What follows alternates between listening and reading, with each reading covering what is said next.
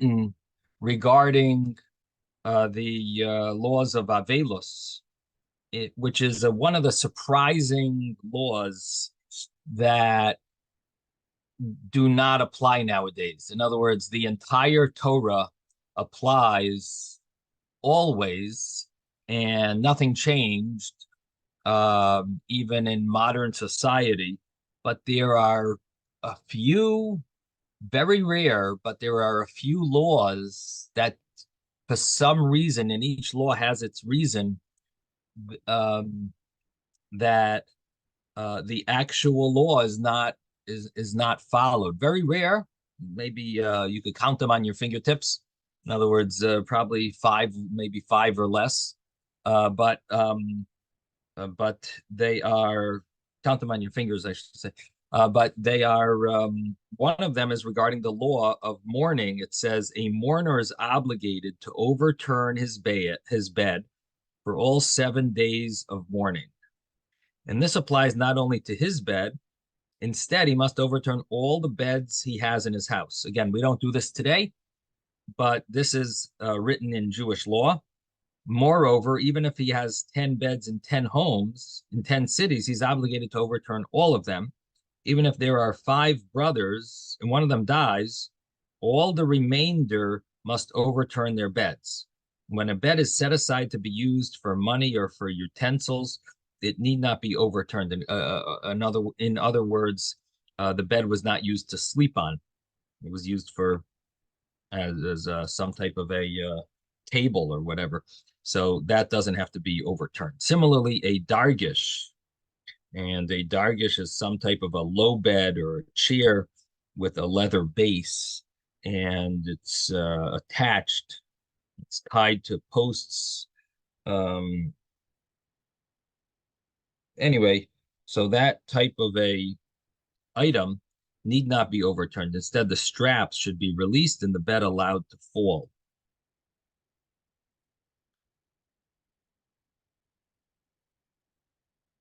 Um, when bedposts emerge from a bed, so it is impossible to turn it over, he should turn it on its side, upright. This is sufficient.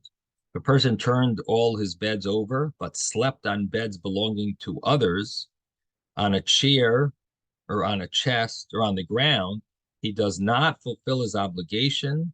Instead, he must sleep on the overturned bed.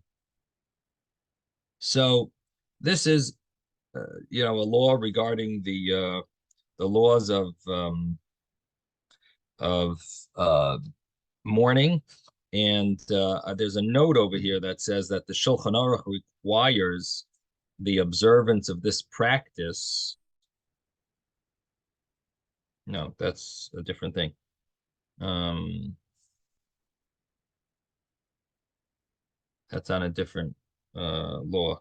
1 second. So this is a little different than yesterday because we said that, like Rabbi Steinsaltz says, it says one is to overturn the bed and sleep on the floor. Right. So that's what I was saying, that in the Rambam, interestingly enough, in the laws of Avelos, he says that you turn over the beds and you sleep on the overturned bed. So at least that's the way the Rambam learns it. Again, it deserves to be a little more looked into, and um, uh, if we pull up the other Rambam regarding the laws of Tisha B'Av here.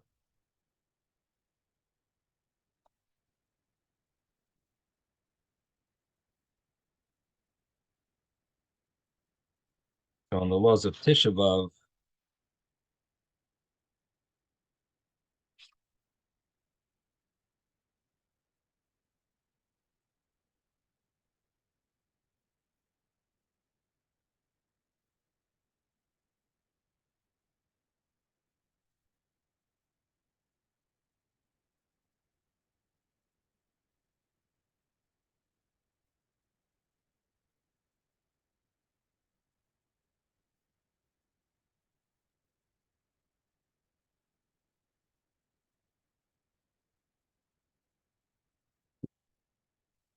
second see if the Rambam brings this law and the laws of Tisha B'Av.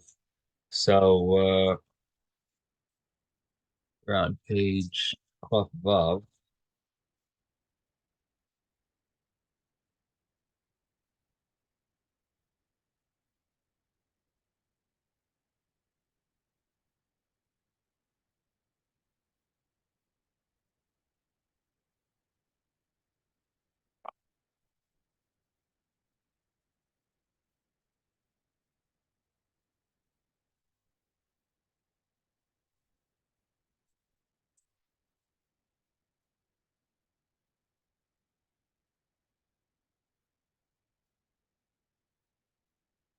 Mm-hmm.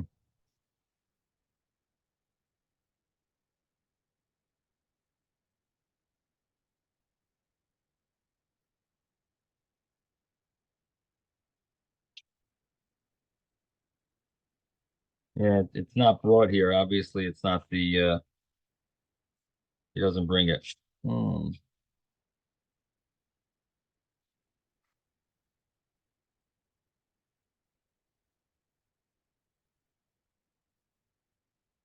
Okay. Well,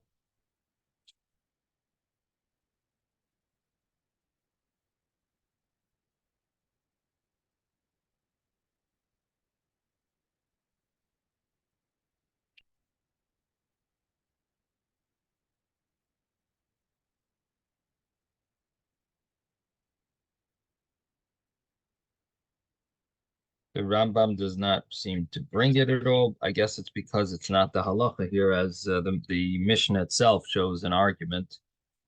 Um, double checking. Yeah. Okay.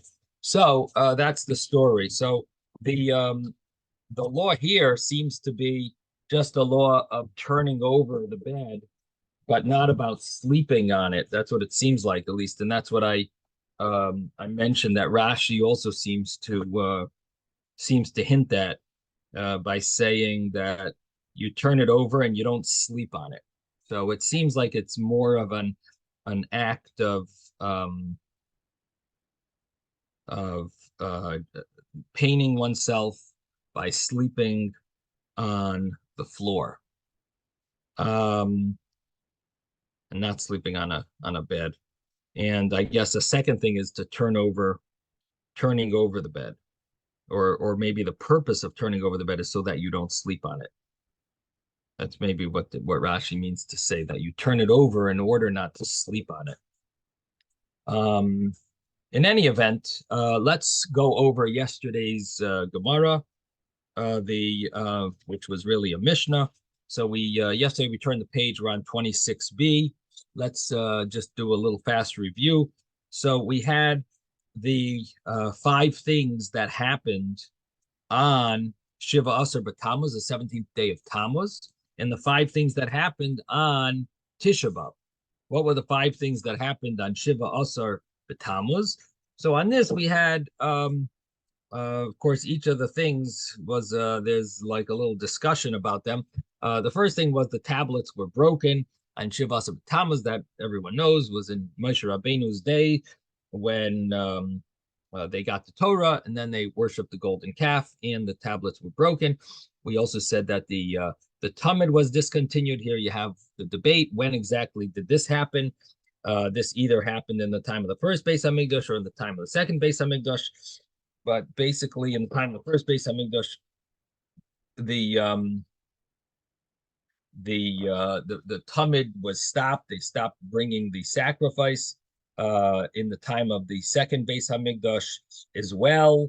Rashi seems to say it was the second Beis Hamikdash because he says the Gzeira of the Malchus, the kingdom, prohibited us from bringing the daily sacrifice, the lamb, the daily the morning offering and the afternoon offering.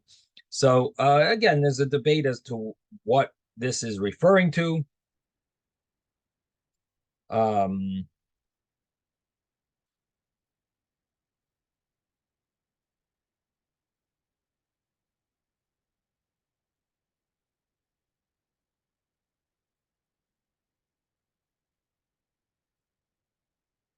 even in the second Beis Hamikdash, there's two opinions if it happened in the time of the Greeks, which was like 200 years before the destruction, or it was right at the destruction. But anyway, the bottom line is there seems to be a few ways uh, of understanding when the Talmud was discontinued on the 17th of Tammuz, what year that's referring to. The next thing was the Huvkar year that the city was breached. And this happened. The city was breached. That means that the enemy broke through the walls after it was sieged 30 months earlier. So again, it was sieged on the 10th of Teves, and there was a siege. We were stuck in the siege for 30 months, and then the city was breached, and the enemy was able to get in to Yerushalayim. They destroyed the Beis Hamikdash 3 weeks later, but they got in. So again, it was a whole series of episodes. First, it was 30 months of siege, and then they broke in, and that was on the 17th of Tammuz. And then they destroyed the Beis Hamikdash on Tisha B'Av.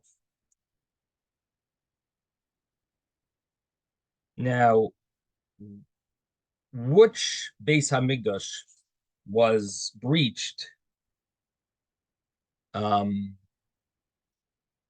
Was breached on the 17th of Tammuz.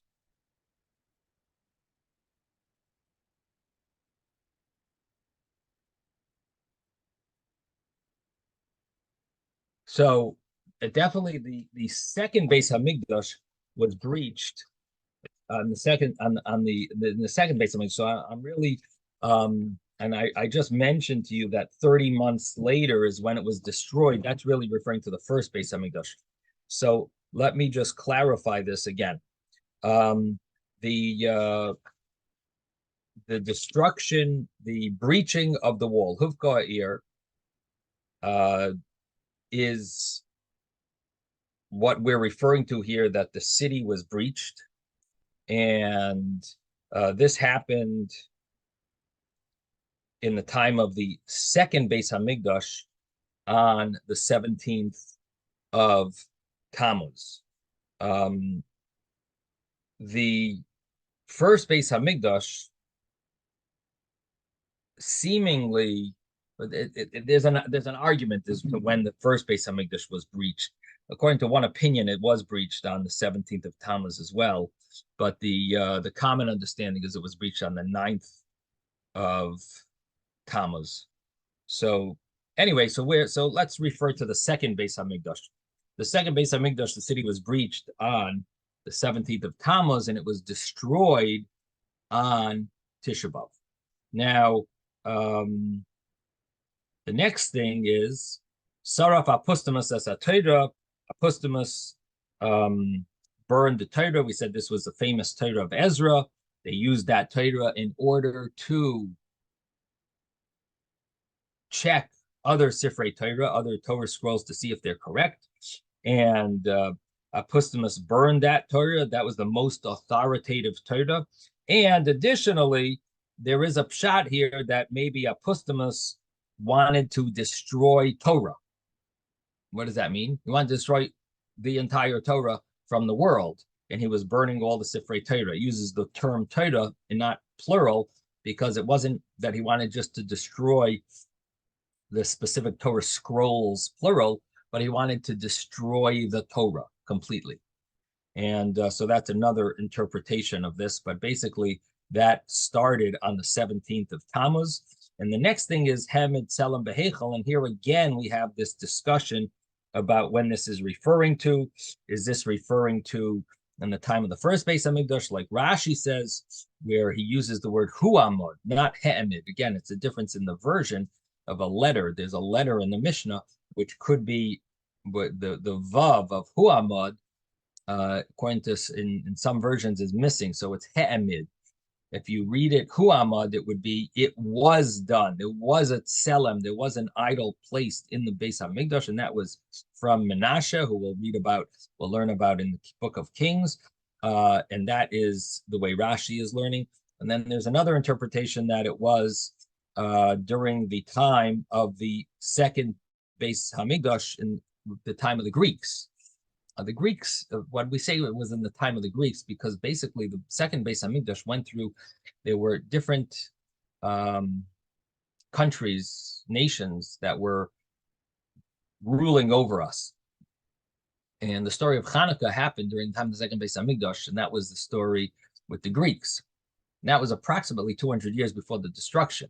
By the destruction, the Greeks were no longer in charge. They didn't have any authority anymore. It was the Romans who were ruling over us. That was in the end of the second Beis Hamikdash. But 200 years earlier, approximately, was the Greeks. So the Greeks, and that was Apostomus. That's a Greek name, I think. But it refers to during the time of the Greeks. He was a Greek emperor or king, and he burned a Greek general actually, and he burnt the Torah. So the next words in the Mishnah are Hamed Selam Behechel, and if you read it that way, he is the one who put an idolatrous image in the Beis Hamikdash. Rabbi, Yes. it says Apostomus, several Roman generals were called by this name. So I don't know if that clarifies it, whether it was the first or second. No. Apostomus was definitely during the second temple era. And the understanding is that he was a Greek general. Now you're adding something that there were many Roman generals that were also called Apostomus? Yes. Does Rabbi Steinsaltz say that this is one of them? Or does he agree that this was the Greek general? Well, I'll tell you what his footnote says, what his note says. He says Postumus in Latin is a name given to somebody born after his father's death. Several Roman generals were called by this name, but the date and background of this burning of the Torah are unknown. Wow. Because the common understanding here is that he was one of the Greek generals. That's, I guess, based on a Meiri, one of the Rishonim who learned that, who says that. But all right, well, I guess there's Rabbi Steinsaltz, based on his research, who wants to say that maybe it wasn't a Greek general, it was a Roman general. That's interesting. He doesn't say he was. He says that several Roman generals were called by this name. Right. Okay. Well, that's an interesting additional little tidbit of history to question when exactly Apostomus lived. In the meantime, while you're teaching, I'll look it up on Google. But yeah, there definitely is a source that Apostomus was during the Greek, that he was during the time of the Greeks. There's a source in the Rishonim, but again, it's only one opinion. So maybe there could be discussion. Maybe there are other sources, but the common, when they talk about when we generally refer to Apostomus, we generally understand it as it did in the Greeks. So this is a little change from the simple understanding. But okay, that's interesting that he brings that. The next thing that the Mishnah talked about was Tisha B'Av. What are the 5 things that happened on Tisha B'Av? So it mentions that, first of all, we were decreed that we're not going to enter the land of Israel, and the Beis Hamikdash was destroyed, the first one and the second one, and Beitar was conquered, and this was a very, very sad and terrible time, because Beitar was this huge Jewish community, and it was this is basically the story of Shabsai Tzvi, and not Shabsai Tzvi, similar to Shabsai Tzvi, Bar Kochba, and they called him Bar Koziva. He was many of the great scholars believed this was Mashiach, and they thought that this is it. Even Rabbi Akiva thought that way, and some say that maybe he should have been, but then he fell into sin and it didn't work. But basically, they called him Bar Koziva, the liar, because ultimately he was not. Ultimately, it didn't work out, and he got killed in sin. But this is the story of Beitar. Beitar being conquered 52 years after the destruction of the Beis Hamikdash, of the second Beis Hamikdash. All the people of Beitar were murdered and massacred.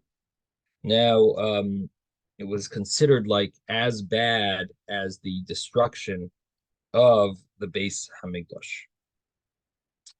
The next thing that happened was Nechresha Ha'ir, the city was plowed under. And this is a story of which is based on a pasuk. There's a pasuk that like prophesizes that the Beis Hamikdash is gonna be it's gonna be plowed like a field, and that sure enough happened again in the time of the second Beis Hamikdash, that they plowed in the place of the Beis Hamikdash. And so it comes out that that's another five things not to enter Eretz Yisrael. They had to wait 40 years. Everyone died out. People didn't enter as the next generation entered. First Beis Hamikdash, second Beis Hamikdash. Beitar was massacred, and the city of Yerushalayim was plowed under, which the commentaries discuss. Does it really mean the whole city, or was it just the Beis Hamikdash? Seemingly, it was just the Beis Hamikdash. But it's interesting that it calls it the city, Nechosha Ha'ir. But basically, it was a fulfillment of one of the prophecies, which we'll soon see. Misha Nichnas of Mimatin Besimcha. When Av comes, we minimize Simcha, joyous occasions. And a person is supposed to limit business. We don't do marriages. We don't do there's really two parts to a marriage. One's called Erosin or Nisuin. Both of those are prohibited, and engagement is permitted. You're allowed to get engaged during these 3 weeks. During the nine, excuse me, this is the 9 days, the 9 days of Av. When Av comes, we minimize our joy. Yes, David. Okay, so there's a whole discussion in Wikipedia about apostolos. And one of the conclusions is it's this possibility, that possibility, and one of the conclusions is that it turns out that apostolos, it says, was none other than Antiochus. Mm-hmm. Uh-huh. Uh-huh. That's very interesting. That's very interesting. Okay.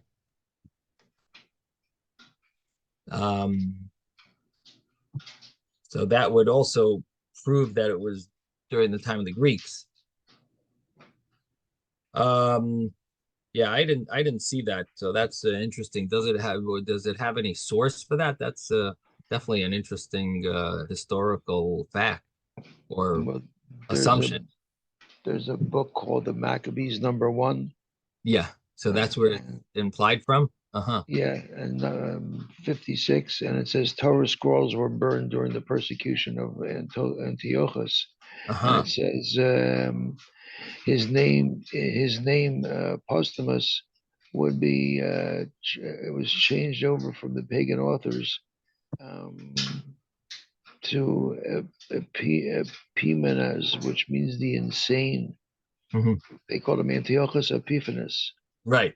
Right. And Epiphanes is means in the insane one. Okay.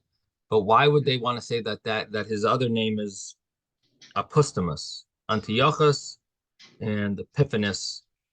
Yep, Now we yep, come to a third name as Apostomus. yeah. You have to read. Whatever. It's a Yeah. big long article, but if you look under Apostomus under in Wikipedia, Wikipedia. Okay. there's a whole discussion. Okay. Okay. Very good. All right. Um, Seemingly, what I think the the understanding of the Rishonim is that during the time of Antiochus, one of the generals' names was Apostomus, and he was the one in charge of burning the Torahs and or this specific Torah or Chlal getting rid of Torah, and he was the one. If you want to learn that way, that he put the image in the sanctuary. So I think that would be the way that generally it's learned, this story. Something he says something about the reading that's found in Rashi, simply drawn from Talmud Yerushalmi. But the statement in Talmud Bavli that the Mishnah source concerning Apostomus shows that according to the Bavel authorities, the date of Apostomus can be not placed any later than the time of the Maccabees. Mm-hmm. Right. Okay. So it fits with the time of the Greeks. That's during the Greek reign. Okay.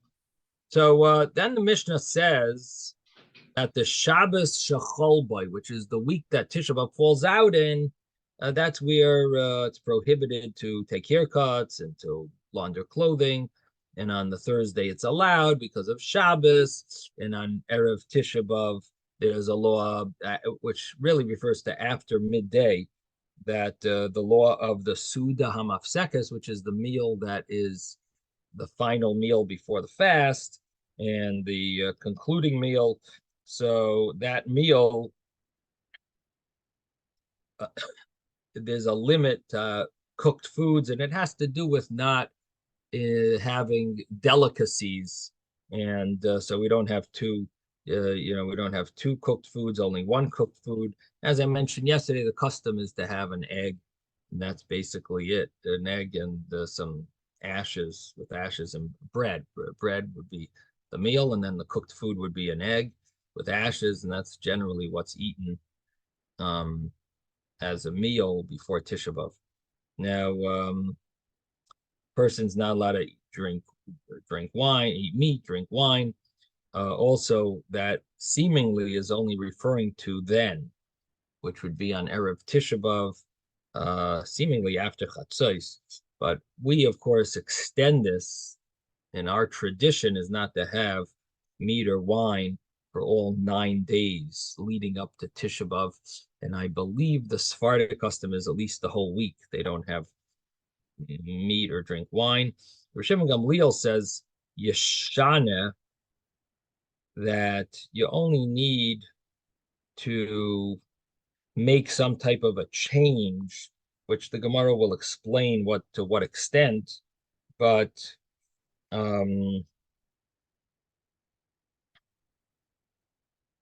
that is his opinion. The Mishnah's the first view in the Mishnah is that you're not allowed to drink wine at all or eat meat. His opinion was you make some type of a change, and we'll see in the Gemara to like what that refers to. Only drink 10 cups of wine, drink 5 cups or whatever. We'll see in the Gemara. Rabbi Yehuda Machayev B'Kfiyas Hamita. Rabbi Yehuda says you have to overturn the beds, and this is what we were talking about a little earlier about overturning the beds, which is the same law regarding mourning. I mean, at least the law is mentioned regarding mourners and turning over the beds. And I did mention that the custom in today's day is not to do this, not to turn over the beds. One of those few cases that we don't seem to follow the Shulchan Aruch, and there's a reason for it. And one of the reasons is mentioned that it's we're afraid that the goyim, the non-Jews, are going to get nervous that we're doing some type of witchcraft, start turning over the beds. It looks a little strange, like what type of witchcraft are we up to, and could cause the nations to be afraid, to be scared and want to kill us because they think we're doing witchcraft against them, and therefore we stopped doing it, which leads to a question that's asked. If that's so, maybe nowadays in America or in other countries where you don't have to be worried, where the nations are not so nervous that we're doing witchcraft in order to kill them out, maybe we should bring back the custom of kfiyas hamita, or the law, because there was an excuse why not to do it. But when that reason doesn't apply anymore, seemingly we don't have the excuse anymore. We don't have the permit anymore. Maybe we should bring it back. But the fact is, it's not done. Houses of mourners, they do not turn over the beds. And listen, maybe we'll look a little more into it. But here, Rashi interestingly says clearly about sleeping on the floor. And I did show you a little earlier that the Rambam says regarding the laws of mourning that they would actually sleep on the overturned bed. So not that they would sleep on the floor, they would sleep on that bed. It could be that there's a machlikas rishonim about this. So I have to look a little more into it to see what other opinions are. If there are other opinions that even by morning, maybe they would sleep on the floor, not on that overturned bed. But the Rambam we saw clearly says they would sleep on the overturned bed. So we'll have to look into that a little more about this kfiyas hamita, this overturning the beds. But so Rabbi Yehuda says that that was appropriate for Tisha B'Av. And the rabbis didn't agree. And we tried to look in the Rambam to see if the Rambam mentions anything. And it seems that he skips it out, probably because the Mishnah says that the rabbis did not agree with Rabbi Yehuda regarding this kfiyas hamita, regarding this turning over of the beds, overturning the beds. Okay, Amar Rabbi Shimon ben Gamliel. Shimon Gamliel says that, and this is the new Gemara. I don't think we did this yesterday, so let's start together. The new piece, 26b. We are on Chav Vav Amud Beis. We're going to finish the Mishnah now. It's Hashem. And we are about 15 lines from the top, maybe. I would say about 15 lines from the top. Amar Reb Shimon ben Gamliel. And if you're in the art scrolls, 26b1, the third paragraph. Amar Reb Shimon ben Gamliel. Reb Shimon ben Gamliel says that there were never such holidays for the Yidden like the 15th of Av or like Yom Kippur. These days were very special days. In those days, in these days, the 15th of Av and Yom Kippur, the daughters of Yerushalayim would go out in clay lavan. Clay lavan means white garments, borrowed. And seems to be one commentary that says it means silk garments, but I don't know what the source of that is. But anyway, they were white garments, and they would borrow them. And the reason they would borrow them from each other was shaloi levayish es misha ein lo, so as not to embarrass someone that didn't own a nice white garment. And so therefore, even the wealthy ones had to borrow. And this way, no one felt embarrassed when they borrowed. And kol ha'kelim tunan tefillah, they would have to be toivel, immerse the garments in the mikvah, because, who knows if the person that wore it previously maybe was tameh, maybe she was menstruating, and therefore the garment became impure. And so therefore they would be toivel it, they would dunk it in a mikvah, and this way they didn't have a problem of tumah, of it being tummy. Then daughters of Yerushalayim, they would go out, and they would dance in the vineyards. And the reason for this, it was so that they could basically this was a singles event where the daughters would go and dance in the vineyards, and the bacharim, the unmarried men, would go there and choose for themselves a wife. So it was a singles event that was an opportunity for people to make shidduchim. And of course, these were special days. Yom Kippur, very special day, and Chamisha Asar B'Av, and the 15th of Av was also considered a very special day. The Gemara will talk about the 15th of Av, and basically, it had great spiritual elements to it that seemingly were able to prevent any negative elements of this singles event. In other words, that it was done in an appropriate manner, and these were the appropriate days for such an event, and it was considered like a great Yom Tov. It wasn't such a Yom Tov, only like this. So it says Mahayu Imres. What would they say? What would the girls say? Bacher, they would call out, young man, Sanoi Necha, lift up your eyes, and check. Choose what would you like to pick? Who would you like to pick? And Al Titene Necha Benoi, don't put your eyes on beauty. Tene Necha B'mishpacha, put your eyes on the family. In other words, it's concentrate on the lineage, the good family, and that's the wording of the Mishnah. But really, to be more specific, the first line is see who you choose, and that is referring to beauty. In other words, the beautiful girls would say, choose beauty. The ones that weren't so beautiful, they would say, but they had yichus, they would say, put your eyes on family, because you're going to have kids, and they'll have a good lineage, and the kids will be able to get married, and so on and so forth. And then the ones that didn't have yichus and didn't have beauty, they would say, concentrate on Yiras Hashem. Yes, Ezra. What did you want to say? The question on when it says, I mean, Hamish Tu B'Av, I understand, but Yom Kippurim, when would they do it?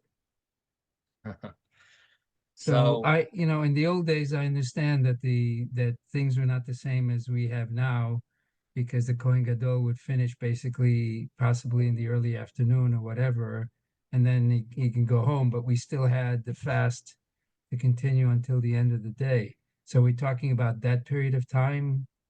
Well, this is the thing. Yom Kippur was not a day that the community was obligated to come to be Oila Regel. So people were the Yom Kippur, they were in their they weren't in the Beis Hamikdash. It was the three regalim that they were, that's when they were in the Beis Hamikdash. So the question is, did they daven all day in the olden days in their shuls? But even so, it could be that this has just happened at night. We don't do this anymore, so it's a little unclear how exactly it was done. But it could have been by night. It could have been during the day. It could have been, I'm not really sure how when what the ceremony was like over there and how they did it, the schedule. I don't know.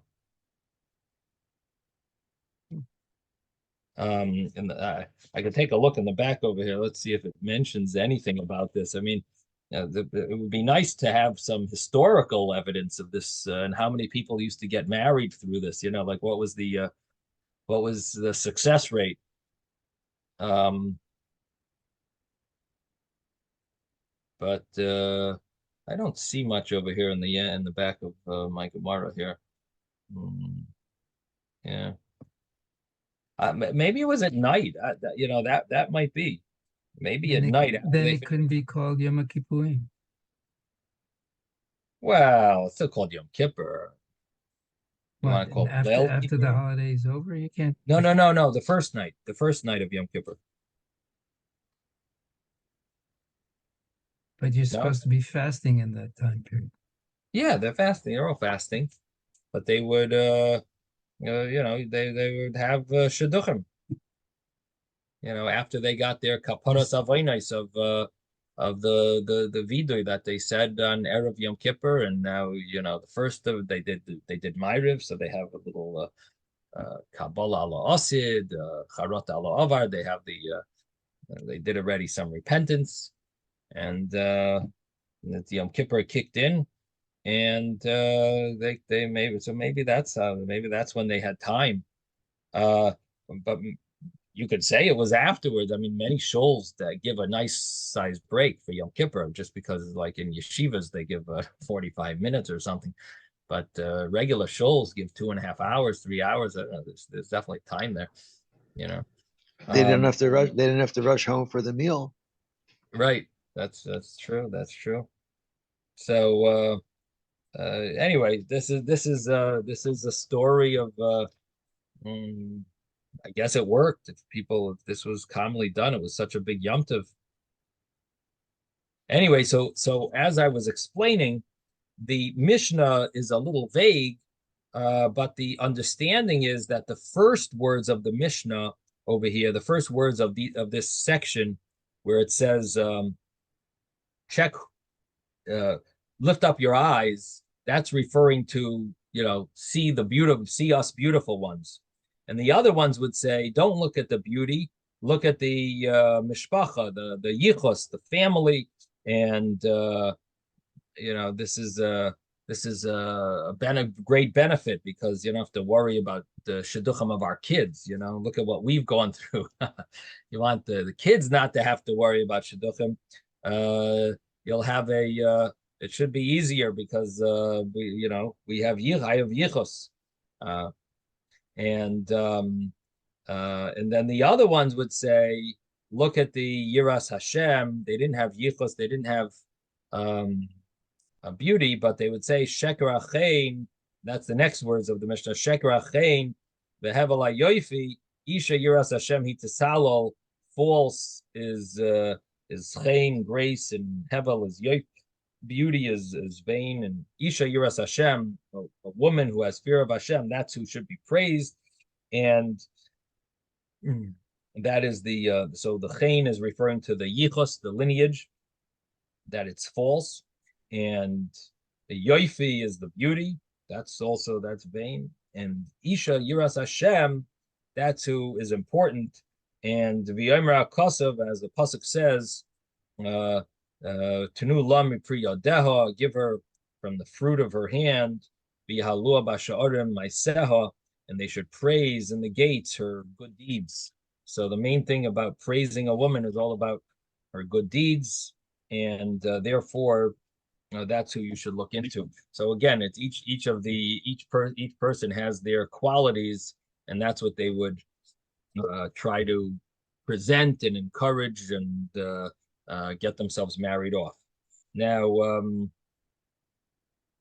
the Mishnah continues and says, and also, so does it say, Tse'ena ure'ena b'nais tzion, go out, go. Tse'ena is from the word tsei, which is go out, re'ena, and see and gaze. B'nais tzion, daughters of Zion. B'melech shleimai, upon King Shleimai. Bi'atara she'itra imai, the crown that his mother crowned him with. B'yoim chasunasai, u'v'yoim simchas liboi, on the day of his chasana, of his wedding, and on the day of the joy of his heart. And basically, when it says King Shlomo, it really refers to Hashem, and the crown that his mother crowned him is referring to the Jewish people, and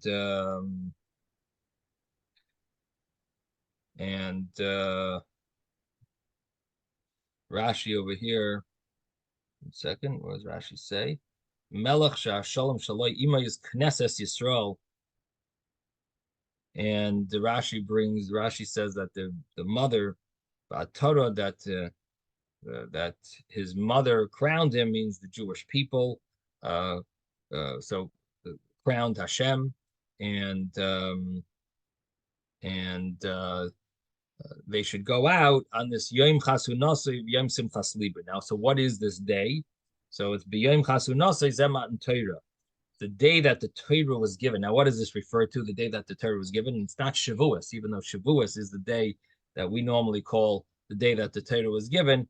But what it means is, Rashi over here clearly says it means Yom Kippur, that because the second set of luchos were given to us on Yom Kippur, and together with the second set of luchos, all the midrashim and Agada, everything was given together with the second set of luchos, and therefore that's called Yom Chasunasai, and that is the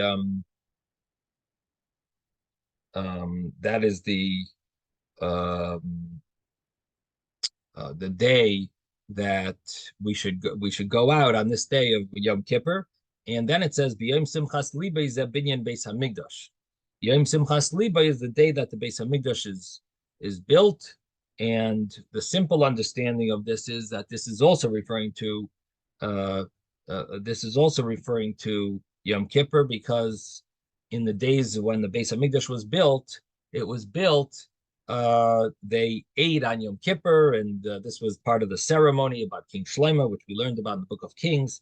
And so that's also referring to Yom Simchas Liba. It's the day that the Beis Hamikdash was built, which is this day of Yom Kippur, and it was the ceremony that they celebrated for the Beis Hamikdash. So the girls should go out on this day of Yom Kippur, and we conclude Sheyibana b'mheira b'yameinu. There is another interpretation here that it's Zeb Binyan Beis Hamikdash is referring to the day of Tu B'Av. I saw that in one of the commentaries that it's referring to Tu B'Av, that it says the day that the Beis Hamikdash is built, and V'yom Simchas Libai, and may it be speedily rebuilt. What was the meaning of that? That it's called the day that the Beis Hamikdash was built. Well, I don't know where I saw that. Let me just see if it's right here.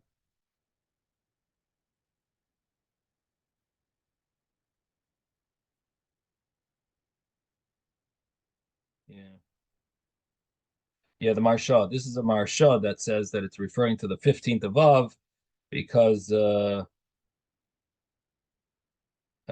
it's basically the reasons of celebrating on Chamisha B'Av have to do with they're dependent on the Beis Hamikdash, and or some of the reasons are dependent on the Beis Hamikdash, and therefore it calls it the Yom Binyan Beis Hamikdash. But then there's another interpretation that's even more unique, and that is, this is something that I don't know if I've ever heard this before, that the 15th day of Av is actually called the Yom, the Zman. This is Zeb Binyan Beis Hamikdash. Zeb Binyan Beis Hamikdash is on the 15th day of Av, that there's a segula that the 15th day of Av is when the Beis Hamikdash is going to be built. On the 15th of Av. That's quite a powerful idea, brought by the Pri Tzaddik, who's the Reb Tzaddik HaKoyin, Reb Tzaddik Milublin, and that he says that that's it's a day that's set aside. It's he has a psikta, I guess some medrash that hints to this, that the 15th day of Av is called the Yom Binyan Beis Hamikdash. Again, that's not the simple meaning. The simple meaning, of course, in this Mishnah is that it's referring to Matan Torah, meaning Yom Kippur, and that's Yom Chasunasa, Yom Simchas Liba. They're basically both referring to the day of Yom Kippur, Sheivana Beis Hamikdash. But based on this Marsha, you could say that it means that it's referring to the day Tu B'Av. That's a day that is set aside for the building of the Beis Hamikdash. Okay, yes, David. There's I don't know all the details, but apparently there's a sefer called Seina Ureina, which was a woman's yeah. Yiddish, tell some details. it probably is based on, it's definitely based on this pasuk. It's probably based on this concept of the fact that this is the source that the women would go out and the pasuk gives great praise to the B'nai Tzion, the Melech Shlomo, So yeah, definitely that's a good point. That's the source of that name that sefer. Okay. Do you know when that sefer was put together or any details? No, but we could easily look it up on Google if you want, but maybe after. We only have 5 minutes left. All right, so now the Gemara. Let's start the Gemara. The Gemara over here says b'shleisha prakim b'shana koyanim noisin eskapeim. So it says that 3 times a year, during these 3 times, the koyanim were elevated their palms, meaning they did the brechas koyanim. Oh, that's another thing I did look up about the brechas koyanim, which we spoke about yesterday in the Piskei Teshuvos, and that sefer that I said would probably have a discussion about it, and it does. It brings down about if a kohen already duchened, would he go to, if he goes to another shul, does he say the bracha? And he says, as we concluded yesterday, that definitely the minhag is to say the bracha anytime he goes to another minyan, another shul. He says the bracha, brechas kainim, even though there are those that question it, and he brings even a Chassam Sofer that questions if you should say the bracha, maybe you shouldn't say the bracha, and other based on other commentaries as well. But the minhag, he says, is definitely to just say the bracha, and according to some, it's even a mitzvah daraisa to go and bless the yidden. And so berachas kayanim, even if one did it once, the minhag is to do it again and you could say a bracha with no problem. That's the final say on the matter. Even though there are those that question it, maybe some people might want to be machmir, but that's the final word. Okay, so the Gemara brings that first line of the Mishnah, and where the Mishnah says about these 3 occasions where the Kohanim would do Berachas Kohanim 4 times a day. And so the Gemara asks, 4 times a day? What are the 3 occasions? Taanis, Ma'amadais, and Yom Kippur. So Yom Kippur, I understand, it's 4 times a day. But the Gemara says, Taanis and Ma'amadais, Mi'ika Musaf. Is there really a Musaf? Is there a Musaf during those fast days? Would they Musaf was on Shabbos, on Rosh Chodesh, and the holidays, but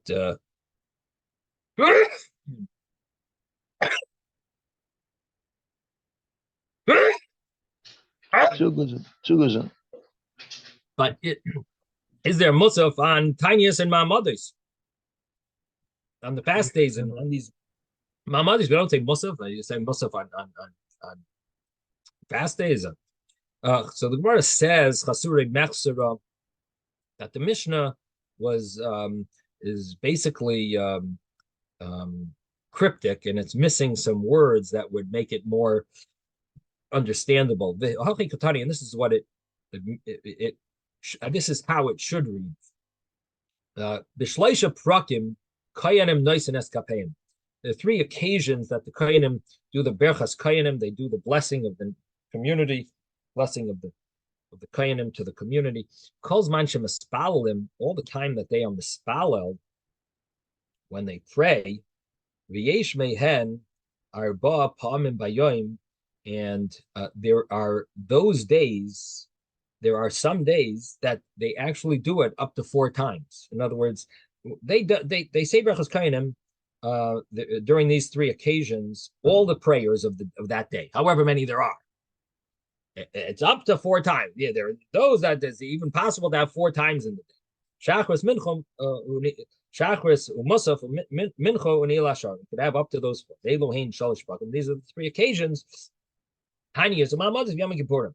Taanis Ma'amadis and Yom Kippur. And when do you actually do all of them, all of those prayers on the Yom Kippur? That would be the time when you could do it all 4. You could count up to, you could do all 4. But the other holidays, the other fast days and so on, Ma'amadis, they would do it less. They would do it the 3 times, but not 4. Okay, so now the Gemara says Amar Rav Nachman, Amar Rabba Bar Avua is a different Rav Meir. So Rav Nachman says in the name of Rabba Bar Avua that this opinion of the Mishnah is one view. It's Rav Meir. But the rabbis say Shachus Musav Yesh Ben Nisis Kapayim. You can do Nisis Kapayim. You can do Duchening and blessing the community. That's in the morning prayer and in the additional prayer. But mincha ne'ilah ain't behen nesiyas kapayim. But mincha ne'ilah, you don't do the duchening. You can't do it in mincha ne'ilah. And the Gemara says, man chachamim, who are the rabbis? The Gemara says Rabbi Yehuda. This is Rabbi Yehuda. Rabbi Yehuda is the rabbi, the Tanya, because we learned in a brayso shachus musaf mincha ne'ilah that the morning prayer, the musaf, the additional prayer, the mincha, the afternoon prayer, ne'ilah, the final prayer of the day, kul and yesh ben nesiyas kapayim. All of these do have nesiyas kapayim, and who says that? You're duching it all four. That's the Rameir. But Rabbi Yehuda says shachus and musav yesh ben nesiyas kapayim. Shachus and musav you have it. Mincha ne'ilah in ben nesiyas kapayim. Mincha ne'ilah you don't have it. You don't do it in the afternoon. That's it. It's in the morning. You can do it shachris and you can do it musaf, but not by mincha ne'ilah. And Rabbi Yosi says ne'ilah yesh b'nesiyas kapayim. You can do it in ne'ilah, just mincha in b'nesiyas kapayim. So he seems to be a some type of a diplomat, sort of like an intermediary opinion, middle ground, agreeing with both, like. You do ne'ilah, you just can't do mincha. Now, why? What is this whole thing going? What's the whole thing about? So it all boils down. Anyone know why we wouldn't do it at mincha? What's so bad about mincha and maybe ne'ilah also we shouldn't do it? So it all boils down to the fact that we're nervous that the koyanim might be drunk by then. Maybe they drank a little too much at the kiddush, and they're not allowed to do duchening when they're drunk. It's prohibited for kohanim to do their avodah when they're drunk, and that would include the duchening as well. And therefore, that's what it all boils down to. And but we'll soon see it. It's right in the next paragraph of the Gemara. We're going to stop here. Sei gesund, everyone. Have Thank you, Rabbi. beautiful day. Thank you, Rabbi. Thank you, Rabbi. Have a great day.